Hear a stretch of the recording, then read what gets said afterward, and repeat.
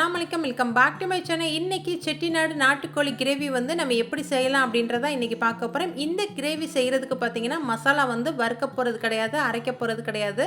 ரொம்ப குறைவான நேரத்திலே வந்து ஒரு 10லேருந்து 15 நிமிஷத்துக்குள்ளே வந்து இந்த கிரேவி செஞ்சிடலாம். இந்த கிரேவி எப்படி செய்யலாம் அப்படின்னு இப்போ வாங்க நம்ம பார்க்கலாம். வீடியோக்குள்ளே போகிறதுக்கு முன்னாடி அனிஷ்னா கிச்சனை சப்ஸ்கிரைப் பண்ணாமல் இருக்கிறவங்க சப்ஸ்கிரைப் பண்ணி பக்கத்திலே இருக்க ஆல்ன்ற பட்டனை கிளிக் பண்ணிக்கோங்க. அப்போ தான் நான் போடுற ஒவ்வொரு வீடியோ உங்களுக்கு நோட்டிஃபிகேஷன் வரும். இப்போ வாங்க நம்ம வீடியோக்குள்ளே போகலாம். இன்றைக்கி செட்டிநாடு நாட்டுக்கோழி கிரேவி பண்ணுறதுக்கு ஃபஸ்ட்டு ப்ரெஷர் குக்கரில் வந்து ஒரு 5 டேபிள் ஸ்பூன் அளவுக்கு நல்லெண்ணெய் ஊற்றிட்டு அது ஹீட் ஆனதுக்கப்புறம் பட்டை கிராம்பு ஏலக்கெல்லாம் சேர்த்து அது நல்லா பொரிஞ்சதுக்கப்புறம் பார்த்தீங்கன்னா நல்ல பெரிய சைஸ் இருக்கிற பெரிய வெங்காயத்தை எடுத்து நல்லா நீளமாக கட் பண்ணி அதையும் சேர்த்துக்கிறேன். இதை வந்து ஒரு கண்ணாடி பதம் வர்ற அளவுக்கு வந்து நல்லா வதக்கிக்கலாம். இந்த அளவுக்கு வதங்கினதுக்கப்புறம் 1.5 டேபிள் ஸ்பூன் அளவுக்கு இஞ்சி பூண்டோட பேஸ்ட்டு சேர்த்துட்டு இதோட பச்சை வாசனை போகிற அளவுக்கு நல்லா வதக்கிக்கலாம். இதுக்கப்புறம் 2 மீடியம் சைஸ் தக்காளி எடுத்து குட்டி குட்டியாக கட் பண்ணி அதையும் சேர்த்துட்டு இதுக்கு தேவையான அளவுக்கு உப்பும் போட்டு இது நல்லா சாஃப்டாக வேகிற அளவுக்கு வந்து வதக்கிக்கலாம். தக்காளி வதங்கினதுக்கப்புறம் 1/2 டேபிள் ஸ்பூன் அளவுக்கு தனி மிளகாய் தூள் வந்து எடுத்துருந்தேன், அதையும் சேர்த்துக்கலாம். இது காரத்துக்கும் லைட்டாக தான் இருக்கும். அதுக்கப்புறம் வந்து நல்ல கலர்ஃபுல்லாக இருக்கும். இந்த ஸ்டேஜில் சேர்க்கும் போது நல்ல எண்ணெய் பிரிகிற அளவுக்கு வதக்கிக்கோங்க. இதுக்கப்புறம் பார்த்தீங்கன்னாக்கும் நான் முன்னாடியே சொன்ன மாதிரி இந்த கிரேவிக்கு வந்து மசாலா வந்து வறுக்க போகிறது கிடையாது, அரைக்க போகிறது கிடையாது. ஒரே ஒரு மசாலா மட்டும்தான் சேர்க்க போகிறோம். அது என்ன மசாலான்னு பார்த்தீங்கன்னா இந்த மசாலா தான்.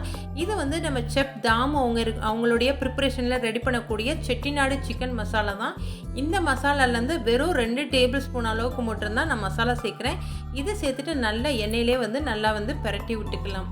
நம்ம வந்து இந்த மசாலா ஒன்று மட்டும் இருந்தால் போதும். நம்ம வந்து மசாலா வந்து வறுக்க தேவையில்லை, அரைக்க தேவையில்லை. இந்த மசாலாலே வந்து அவ்வளோ டேஸ்ட்டுமே இருக்குது, சூப்பராக இருக்குது. கண்டிப்பாக வந்து ட்ரை பண்ணி பாருங்கள்.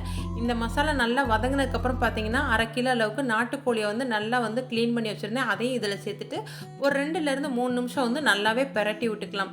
நல்லா பிரட்டி விட்டதுக்கப்புறம் பார்த்தீங்கன்னா இந்த கிரேவிக்கு தேவையான அளவுக்கு தண்ணி நான் வந்து 1 கிளாஸ் அளவுக்கு தண்ணி ஊற்றிருக்கேன்.